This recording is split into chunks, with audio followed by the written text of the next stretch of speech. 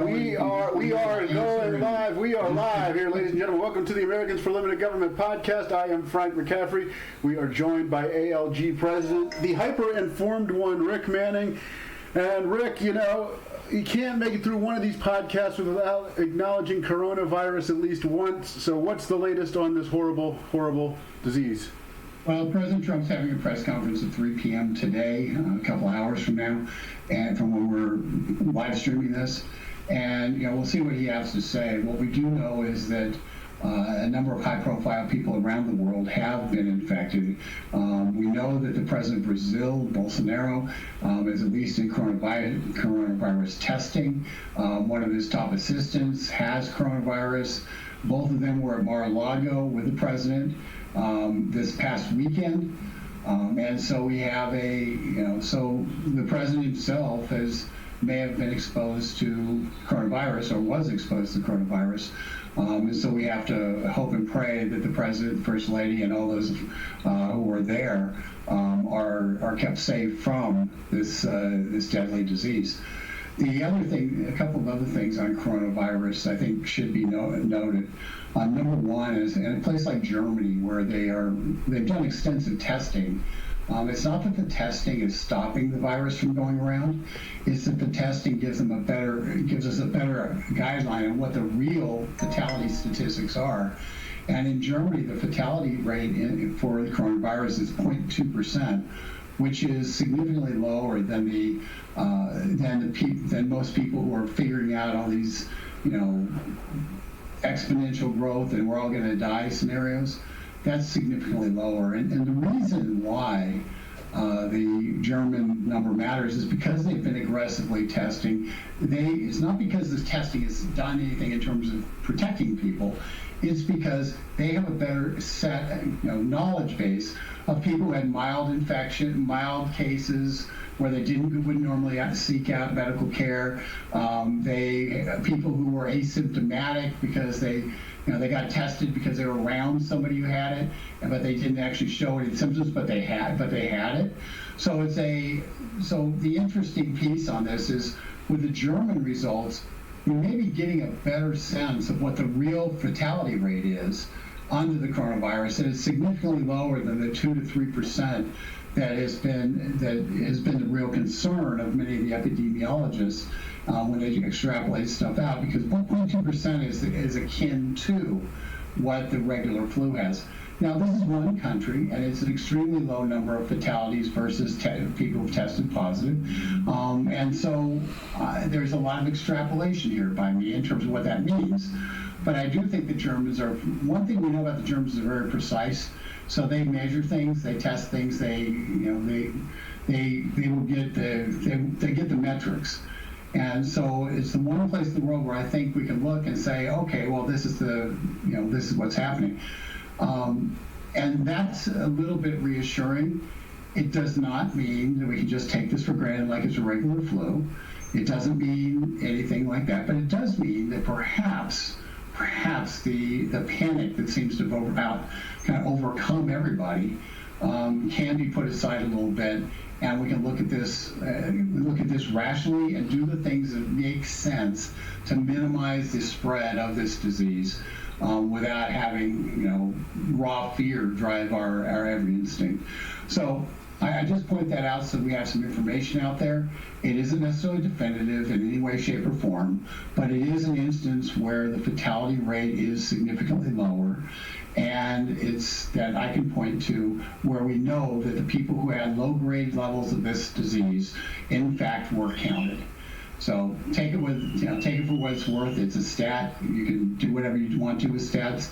It also is the only place where you see that low mortality rate, and so it may be an anomaly that is due to other completely different circumstances. But I did want to put a little bit of a break on all the panic that's been going around by providing this one bit of information that assures people that this isn't a death sentence per se. It's something to be concerned about. It's something that we should take all the precautions that are being prescribed, but there's absolutely no reason for people to go into abject panic mode. Okay, now, Rick, also I'm going to change the subject. Something we haven't talked about, but it's been a major issue over the last probably 3 or 4 years.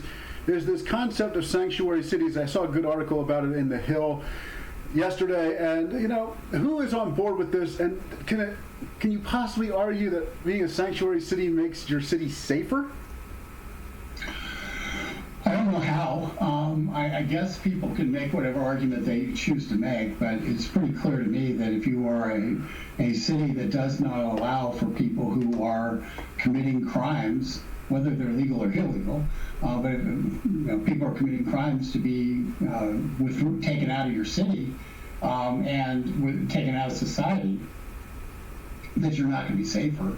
I think time and again we've seen people who have been, whether they're legal or illegal, we see people who get turnkeyed through the administration of justice system, and they just keep doing crimes and crimes and crimes.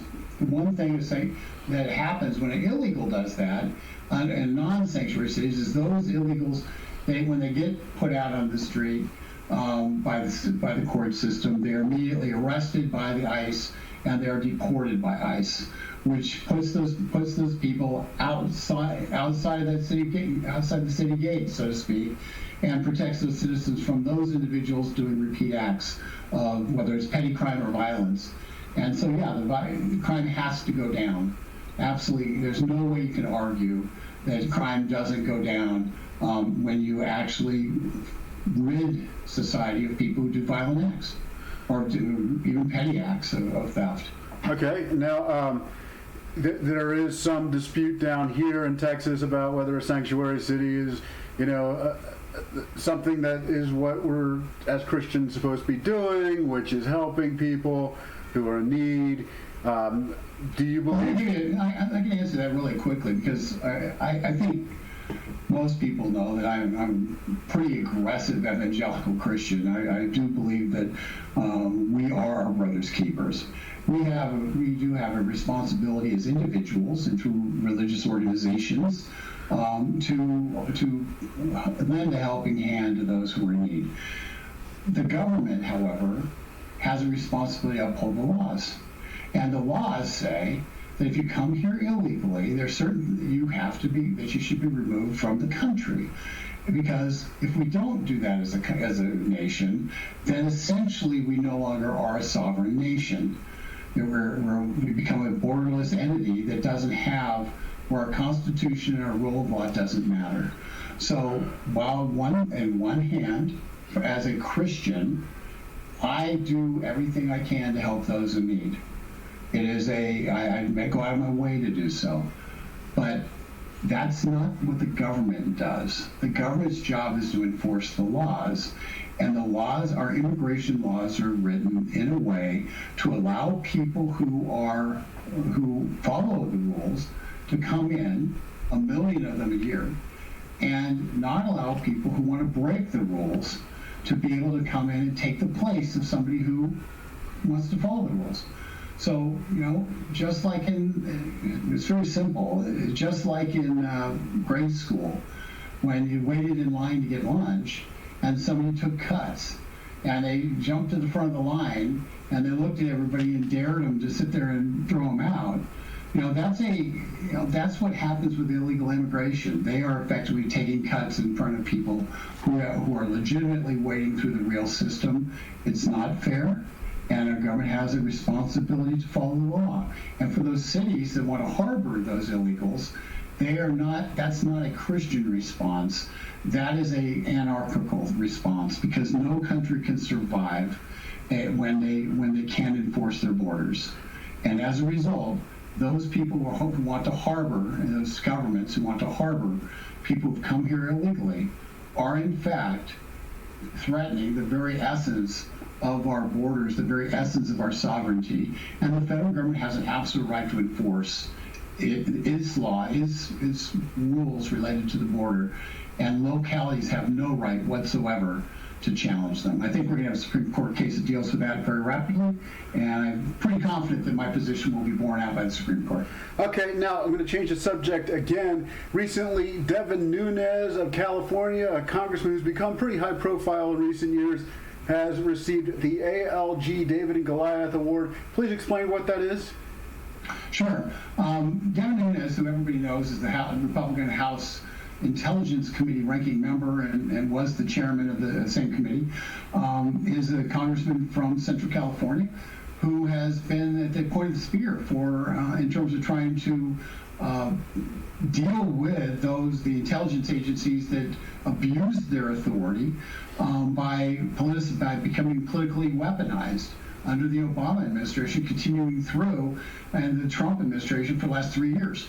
So he's been the guy who's been fighting tooth and nail to try to take on those very, very powerful hidden actors in our federal government that seem to almost be without any ability to reach them and punish them. He's been at the forefront of actually trying to expose what they're doing, reform the FISA court system so the courts can never be abused again, and try to, while still protecting our ability to conduct intelligence against foreign interests. So it's a real balancing act, but he's been incredibly brave through this process. He's taken an inordinate amount of grief. He's been subjected to multiple ethics committee hearings just because the Democrats have been trying to wound him and shut him up. And so he's really put up with a lot. He's grown gigantic shoulders in taking on the deep state. So he was our legislator of the year, our congressman of the year a couple of years ago for this very same reason. But the last 2 years have shown how much he's done. And our cartoonist, Tony Bronco, who many people go on our website, dailytorch.com, you see that took cartoons as good as he does. Some of them are really good, by the way. They're pretty spectacular. And so I talked to him, and we put together a cartoon of Nunes as David and the deep state as Goliath, and put that cartoon together, and we presented a copy of that cartoon to Devin Nunes. I presented to him, not we. It's no royal we here, it's me. Did it last week, and that earlier this week, and it was really fun. Representative Nunes, Chairman Nunes, really enjoyed it. We had a good talk. The FISA reauthorization was passed through the House. It was a product of a compromise between Representative Nunes, Jim Jordan, and the Democrats. It certainly wasn't everything that we wanted, and we were hopeful. And the president said he is looking at vetoing it unless the Senate does some corrections on it. And truthfully, it doesn't fully stop the FISA court abuse in the future, but it does create some transparency, creates an ability for intelligence committee members to go in and get all the documents that Nunes fought for 2 years to get about on the Carter Page FISA warrant. So it does create some transparency and some ability of the members of Congress to be able to provide accountability at the FISA court level.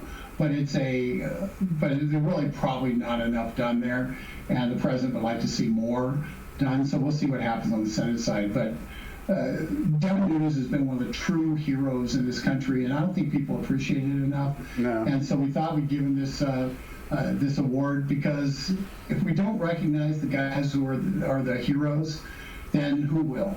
And so we chose to do that. We gave him the David Goliath Award. And if you want to check out the cartoon, go to dailytorch.com and click on it, and it'll be up there in the rotating kind of boxes that we have where different stories rotate through.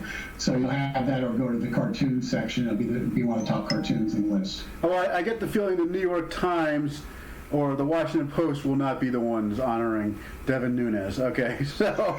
Now I think you're right. I think you're right. The one thing that the Washington Times and New York Times, or Washington Post and New York Times have a problem with is the fact that, as the president starts weeding out some of the bad actors in National Security Council elsewhere in the government, and starts weeding those people out, the New York Times and Washington Post are losing all their sources, and so it's they would be very upset by, and are very upset by Devin Nunes' actions, which just again affirms how valuable his work is. I mean, folks, This guy stood up against enormous pressure, and it was because of him that the House Intelligence Republicans stood together, whether they were conservative or liberal Republicans, they stood together against Adam Schiff and his reports because they knew that they were false. They knew that Schiff was making stuff up, and it was Devin Nunes who held all those people together, because Devin Nunes has a relationship with all sides of the Republican Party in the House, and because of that, he really led the fight. And he's a quiet guy who is just doing his job. He's a farmer from Central California who's doing his job as truly a citizen legislator, and he's somebody who we all can be proud of, and that's why I wanted to give him an award again, because there's just when somebody fights like crazy for America, for freedom, we gotta stand up and tell people about it, and it was my way of doing that. He was always nice to us when we went to his office. He was. I remember him being a soccer fan. Now, speaking of people that the New York Times and Washington Post probably will applaud, Joe Biden is the apparent nominee. I just can't get over this. I know we've been talking about this a few times, but how did that happen? I mean, Joe Biden is basically not functioning upstairs. He's a blunder machine. He's old. I have a feeling he's using prescription medication a little bit too much. He's never done anything. Never did anything as a senator. Never, other than just go up there and blabber. He never really did anything as a vice president other than tear apart Paul Ryan during the debates. I mean, how did this guy get the nomination, and what if he wins? Good Lord. Well, you're right. Now, I don't know about prescription medication, so I'm not going to talk about that. That's my theory. But I will tell you this. Joe Biden has done a couple of things, and one of the things he did was he was one of the guys who led the fight to give China permanent normalized trade relations. The very thing that caused the hollowing out and sending of all of our factories to China, Joe Biden was the guy who led the way to get that done in 2000. So, he has done some stuff. The stuff he's done has been wrong, but he has done some stuff. The former head of the Department of Defense published a book and said that, and he said about Joe Biden, he said, he's always wrong on foreign policy. He's never right. Every single instinct, bone in his body, and every instinct he has is wrong. And so he's exactly the guy we don't want to be the president of the United States. So he's the guy who was the China policy for the president. He did he didn't do Iran policy, but he did do the policy with Ukraine for the president. So he was in charge of a number of foreign policy areas, and every single one of them didn't turn out well. And that's not even going to the fact that his own family benefited from those relationships. So is Joe Biden? Joe Biden is how he got the nomination. Is everybody decided that Bernie Sanders can't get the nomination, and so people rallied. The Democrats rallied against Bernie. He was the last man standing, and as a result, he's now. Unless he blunders greatly, he is on the way towards the nomination. And and the truth of the matter is, it's the Democrats' mess. They got to figure out what to do about it, because at a time when China just yesterday, China threatened to withhold pharmaceuticals from the United States that are manufactured by U.S. pharmaceutical companies, but which unfortunately are manufactured in China, and threatened to do that and threatened to withhold medical devices to be exported to the United States that are manufactured by U.S. companies, but manufactured in China. It's a really bad time to be somebody who's a absolute China apologist, when in the middle of a health crisis, the Chinese, who inflicted the health crisis on the world, are now saying we're going to try to stop you from getting pharmaceuticals that might be the answers to actually treating people with a disease that came out of their labs. So yeah, it's a big deal that Joe Biden is a Chinese apologist, and it's going to be. And I'm confident that China will be a prime topic of conversation as this election goes forward, because when America looks at China, they're not looking at China as a friend. We actually believe them when they say they want to destroy us. Unfortunately, Joe Biden doesn't. Yeah, no, and I have talked to people who lived through things like the Cultural Revolution and some of the starvation and imprisonment, and witnessed the executions in China. They're going to be the first ones to tell you, you don't want China. You don't want China. Now, and censorship, the great firewall of China is what they have to censor the internet there. Yeah, when I said Joe Biden never did anything in the Senate or as vice president, I meant never did anything productive. Can someone please say? There we go. Can someone please tell me something about how Joe Biden saved the economy as Donald Trump has and created jobs? Can someone tell me something about how Joe Biden tore down the Berlin Wall as Reagan and H.W. did? Nothing. Never did anything. Couldn't. Now, remember, Frank, we did some videos on Joe Biden back in the day. And Joe Biden was the guy who was in charge of the shovel-ready jobs. You know, I remember that one. Yeah, yes. He was in charge of the shovel-ready job. What we paid for with that is we basically kept public employee union employees employed, bureaucrats employed, but we didn't create private sector jobs. And that was Joe Biden in a nutshell. It's a 1930s model that doesn't fit the 2020s. And he's a guy who feels more comfortable would feel much more comfortable in the 1930s than he does in the 2020s, and the wrong guy to be president, to be honest. But let me talk about another guy, beyond Biden. I want to talk about somebody else that I think has gotten a bit of a bad rap, and this is going to surprise some people. Jeff Sessions is running for Senator of Alabama. We all know Jeff Sessions. Jeff Sessions was a senator from Alabama for years. He was the first person to endorse Donald Trump, first senator to endorse Donald Trump. Yeah. Did so and legitimized the Donald Trump campaign by doing so at a rally in Mobile, Alabama. Jeff Sessions was in favor of Trump's immigration policy before Trump was in favor of his immigration policy. He was pushing for a trade policy that is very similar to what Trump, the president, has right now, and has been warning about the globalization of our economy for years and years and years, as really a lone voice in the Senate worrying about this. And so Jeff Sessions actually is on the key issues of the Trump that President Trump is concerned about. He not only gets them, he's actually got a record on them that's a positive one. And I get concerned when people sit there and say, I don't like what he did as Attorney General, so I'm not going to vote for him. I think you need to look at what he did as a senator, because that's what the position he's running for. And what he did as a senator is he was pushing the Trump agenda before Donald Trump was president, before Donald Trump even thought about running for president. And if you want to have a senator from Alabama who supports the Trump agenda, all the Attorney General stuff aside, you have to vote for Jeff Sessions. And, it's just, Tommy Tuberville was a great coach for the University of Auburn. He did really good things. Now, they couldn't beat USC, my alma mater, a couple of times. But nonetheless, he did okay. I think they won a national championship. But he's on the opposite side on immigration, and he's on the opposite side on trade. And when we get down to it, those are the issues that matter when we're talking about trying to save this country and making America great again and restoring our economy. Is those issues, and they're the issues that Tommy Tuberville is wrong. He's taking the globalist side, and Jeff Sessions is right. So if you care about those issues, and you live in Alabama, look at this thing. You can put the Attorney General stuff in mind and keep it, and I can make an argument in favor of Jeff Sessions on that.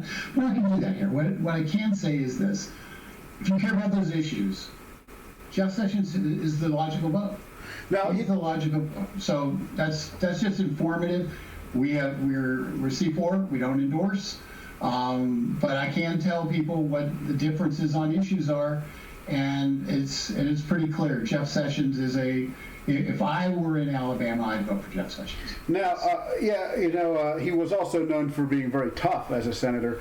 He didn't necessarily make his mark as Attorney General, and a lot of people are going to think about that when they go to the voting booths. But I can imagine he took does. a beating. And I will tell you one thing, and this is one of my few criticisms of President Trump. I think my record as being a defender of President Trump is pretty strong. Jeff Sessions, I'll just tell you something I know happened. He put in a wanted to fire 5 or 6 people who were real bad deep state actors, and so he said, "I want to fire these people to the HR department," and was pushing the buttons, the inside that you have to push, and then there would be a tweet that came out from the president that attacked him, and the HR department would say, "Well, this guy's probably not going to be Attorney General for very much longer, so we don't have to do anything about it." And so every time the president attacked Jeff Sessions, he effectively empowered the very people who were trying to undermine the president to ignore the Attorney General in terms of getting things done that the president would have wanted to have done.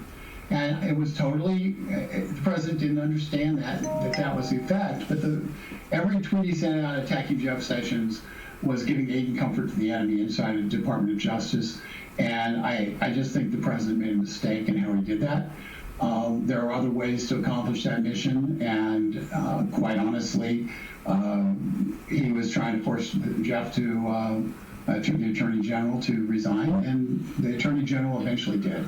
But I just so people know, it's really, really hard when everybody around you've got like 20 people who work for you, and there's 1,000 people who work against you in a department, and the 1,000 are basically saying, "We're not going to do what you say." That becomes really, really difficult environment to manage. And just because you have the corner office, if nobody outside the corner office listens to anything you say, it becomes a problem. And it may be part of the reason why we look at Attorney General Barr, and a year after he's been in office, we still haven't seen much action in terms of any of these actors who were supposed to be, I haven't seen anybody perp-walked. So while the style is different, right now the effect is the same, because there's nobody perp-walked, and Trump supporters are still being prosecuted and still being persecuted by the Department of Justice, in spite of the fact we have a different Attorney General who's not recused. So just know that I like Bill Barr. I think he's trying to do a good job, but structurally the swamp is deep, and it is hard to beat. And also Jeff Sessions was around during those turbulent early years. We'll call them like a period of adjustment with the Trump era, and things were crazy. We all remember how it was. They were crazy. The other thing about Sessions is he's actually a very strong budget hawk, and so he's one of those guys who in the Senate would be pursuing budget policies that would be trying to restrain the size and scope of government. I don't know what Tommy Tuberville is. I know he's a good football coach. Okay, I don't know, but in Auburn University, I didn't get a sense they had a lot of budget restraint in their spending on the football program. So I don't know if he's a budget hawk or not. I know Jeff Sessions had a record as a budget hawk. I know he has a record as somebody who is for legal immigration, but not illegal immigration. I know he's got a record on trade.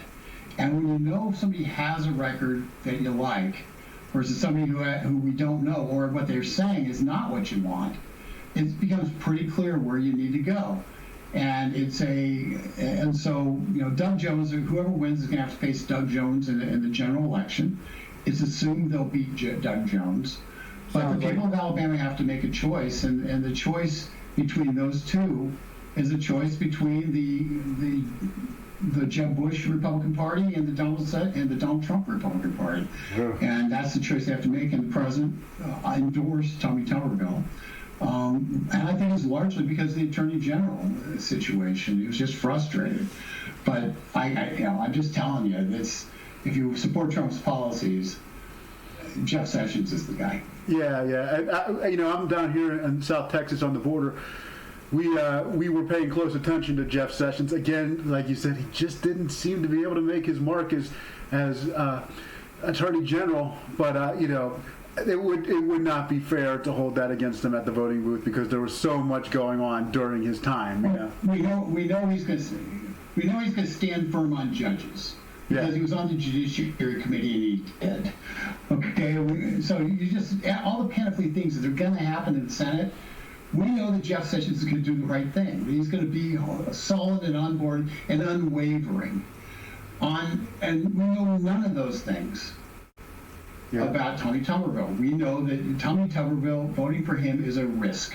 So if you want the policies you support to be done, you need to go and Jeff Sessions, you know where he stands, you know what his record is, and make a choice. But like I say, we don't need to talk about that anymore. But it just it is coming up on Tuesday, and for me, it just makes it's so obvious that I just felt I should share it. Okay, well, that's all the time we have on this Friday. Please stay coronavirus free out there, ladies and gentlemen. Take all the precautions because we want you safe for next week's podcast here on Americans for Limited Government. I will be in San Antonio for a number of those podcasts, so it'll be, and there's also not a huge problem there right now with coronavirus, but maybe by next week there will be. But Frank. We're going to have a coronavirus. The coronavirus challenge is going to be in front of us for the next 2 to 3 months, more than likely. So let's just, once again, right now, just to wrap this up, we have 40 deaths by coronavirus that are recorded in this country. We're fully 2 months into the first case being reported in this country with 40 deaths. Every single day, with car accidents, you get over 100 car accidents a day. Yeah. So when you look at this stuff, you have to look at our car deaths from car accidents, not just car accidents, but deaths from car accidents. And yet in 2 months, we have 40 deaths. So I believe the coronavirus is going to get worse before it's going to get better. It's on the wrong side. It's on the growth side of the curve as opposed to the downward side of the curve.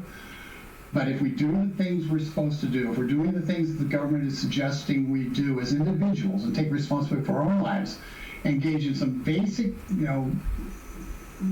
things, washing your hands, not if you're sick, stay in, don't go out, things like that, just common sense, courtesy things. We will be able to flatten the curve, the growth curve, and while the virus may last longer, we'll have far fewer people affected, far fewer fatalities, and that's something that. And so all we have to do. Anybody can get sick, and it's not your fault that you get sick. Just if you get sick, stay at home. And that's it. And with that, Frank, I'm going to enjoy talking to you from San Antonio. I know you're going to have some great, interesting things going on there. Yes. And San Antonio is a great city. So it is a great city. There. And we will be back next week with San Antonio Frank from the Riverwalk or the Alamo or somewhere in San Antonio. And for that, have a great weekend, folks. And hit the subscribe button if you want. And if you enjoy this, tell somebody. Send it around. Suggest that people check it out, because it really does matter how many people are subscribed. Because there's some things that happen. Just like there's exponential growth on the coronavirus. The more subscribers you get, the more exponential growth you get, and the more people will be able to get the message. So please hit the button and tell a friend. All right. Matt, we are out. Okay. See you from San Antonio, ladies and gentlemen. I got to turn this thing off.